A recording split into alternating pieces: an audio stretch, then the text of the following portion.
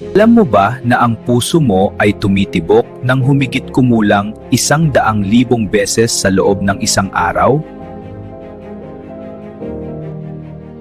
Ibig sabihin, mahigit 3 bilyong tibok ito sa loob ng isang taon at bilyon-bilyon pa sa buong buhay ng isang tao. Sa bawat tibok, nagpapadala ang puso ng dugo na may dalang oxygen at nutrients sa buong katawan mula utak hanggang paa. May 4 na silid ang puso, 2 atria at 2 ventricles na nagtutulungan para mapanatili ang tamang daloy ng dugo. Kaya alagaan ang iyong puso, kumain ng tama, mag-ehersisyo at umiwas sa sobrang stress dahil araw-araw hindi ito tumitigil para sa iyo.